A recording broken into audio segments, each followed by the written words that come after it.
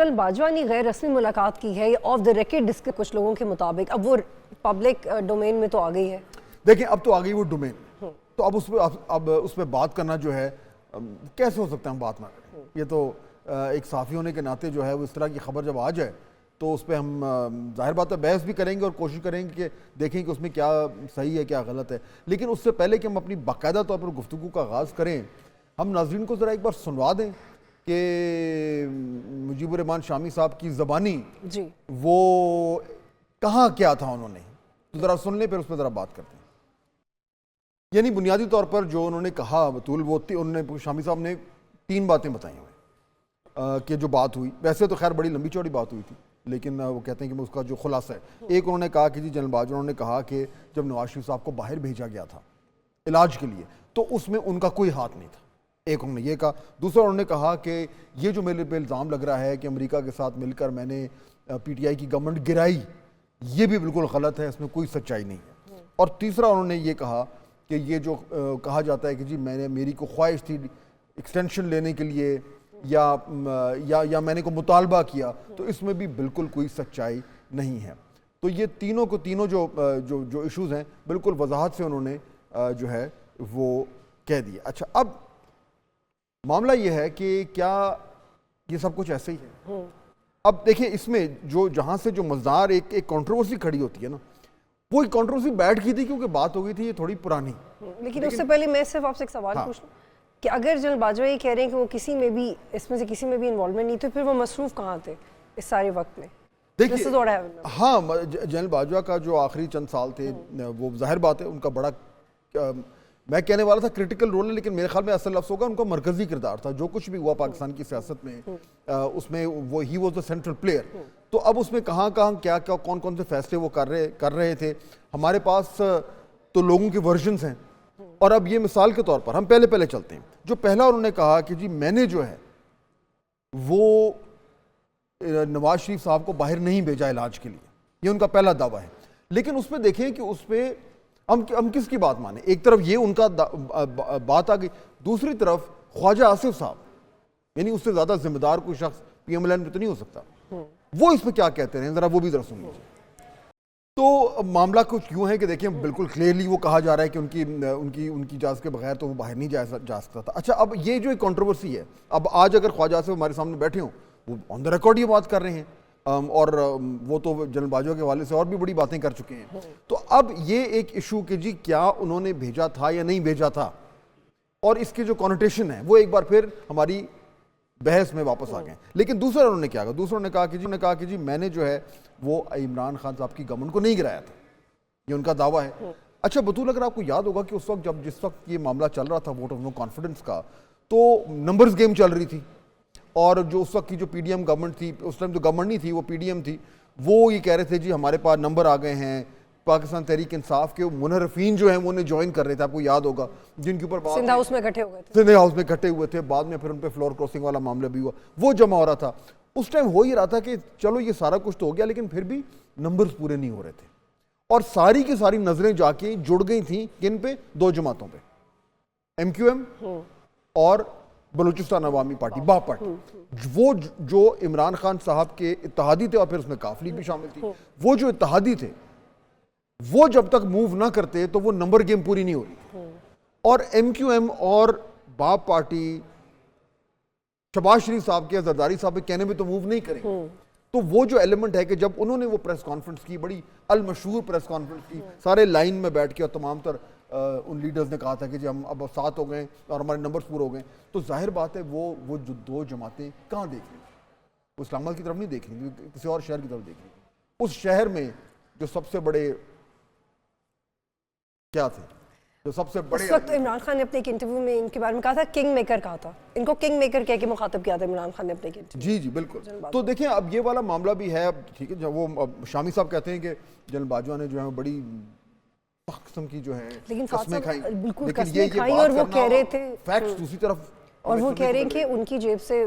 قرآن مجید بھی نکالا انہوں نے قسمیں. تو مجھے فاتح صاحب، میں I am trying to be really responsible, लेकिन जुल्फ़िकार मिर्ज़ा वाली प्रेस कॉन्फ्रेंस याद है आपको जो जी जी जी जी 2 घंटे जो उन्होंने, बिल्कुल बिल्कुल बिल्कुल देखें ये हम इट इज़ वेरी क्रूशल। आप इस तरह से सियासी बयानात और इसकी गारंटी नहीं ले सकते। लेकिन इसमें एक चीज़ ज़रा नोट ज़रूर जहन में रखिएगा कि ये जो बात हुई है ये जनरल बाजवा ने कोई फॉर्मल इंटरव्यू नहीं दिया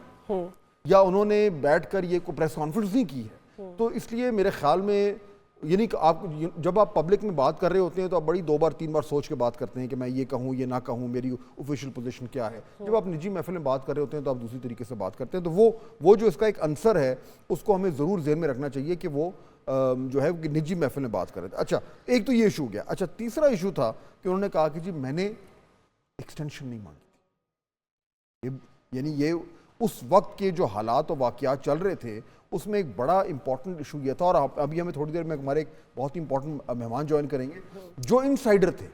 जो इस सारे कुछ को देख रहे थे। तो आज ज़रा मुझसे ही बात करेंगे। लेकिन यहाँ तक तो बतूल मैं आपको बता सकता हूँ कि जो आखिरी साल था 2000 जनरल बाजवा की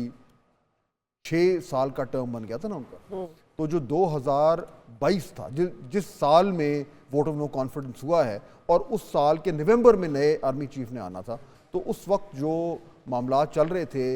यानी वोट ऑफ नो कॉन्फिडेंस जो से लेकर, जो कि मेरे ख्याल में शायद मार्च या अप्रैल में हुआ था, और